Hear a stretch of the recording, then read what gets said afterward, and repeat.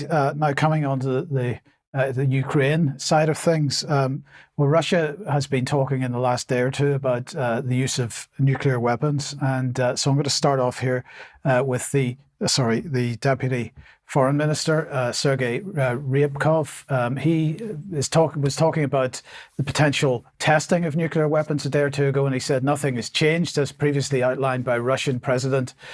We can conduct such tests, but we will not hold any so long as the United States refrains from such steps. So in other words, if the US maintains an embargo on nuclear testing, Russia will do the same.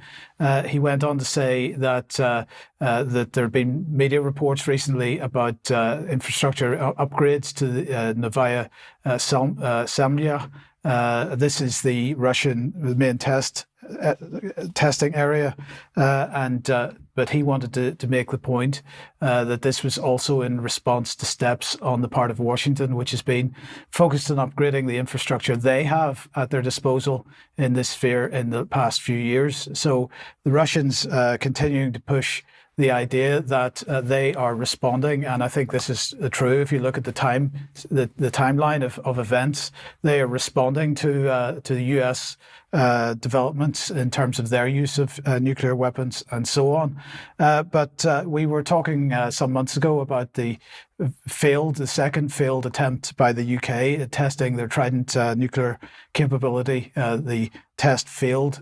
Russia not immune from this themselves. So apparently they have had a nuclear test explosion, which has destroyed the facility that it was being tested from.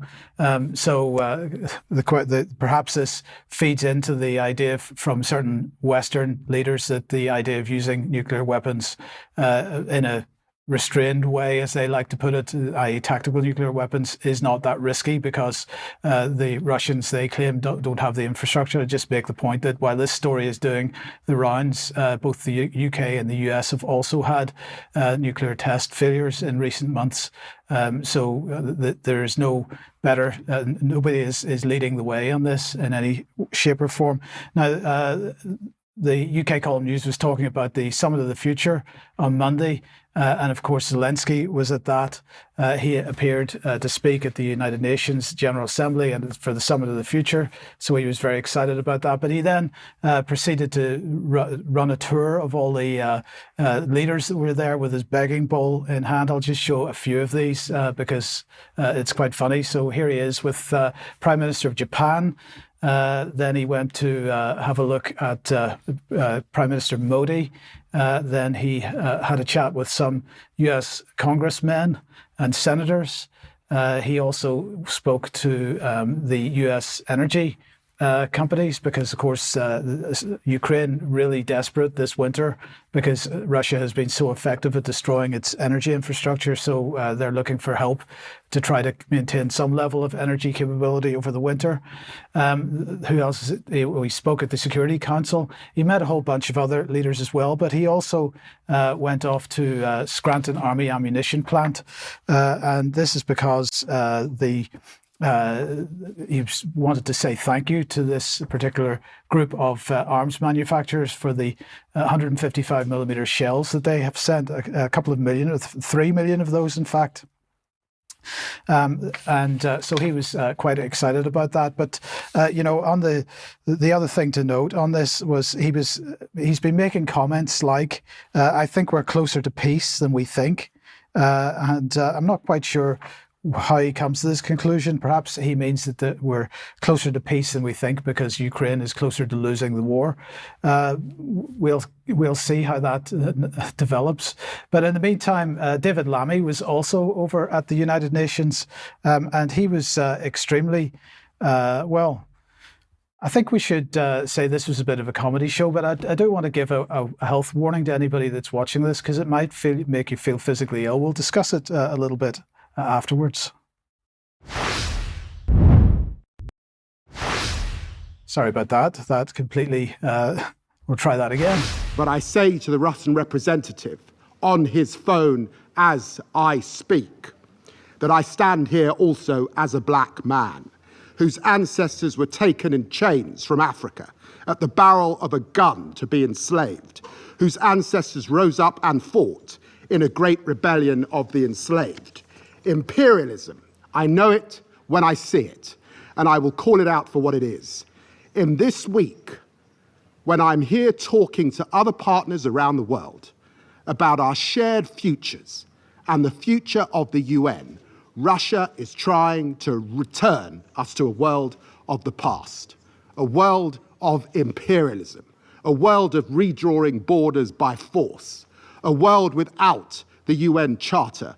We cannot allow this to happen. Ukraine's fight matters to all of us. The UK will remain Ukraine's staunchest supporter.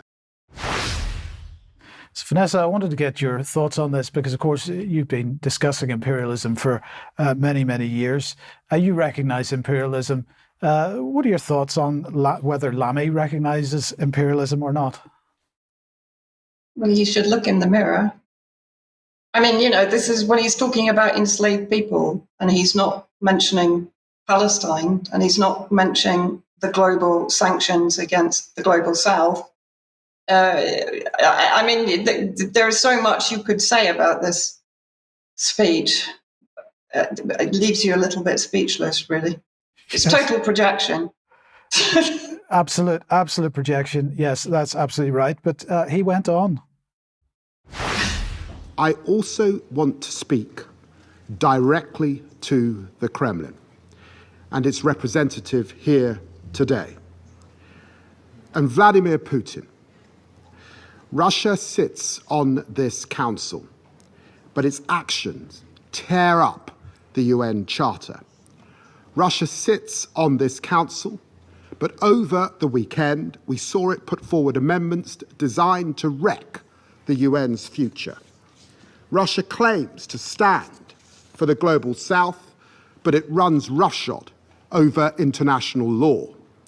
Vladimir Putin, when you fire missiles into Ukraine hospitals, we know who you are. When you send mercenaries into African countries, we know who you are. When you murder opponents in European cities, we know who you are. Your invasion is in your own interests, yours alone, to expand your mafia state into a mafia empire, an empire built on corruption.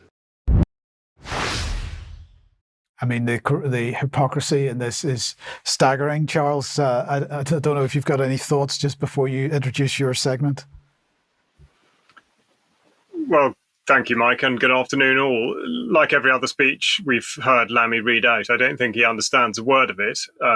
Most obviously exemplified by him saying that he was standing when quite clearly he was actually sitting down.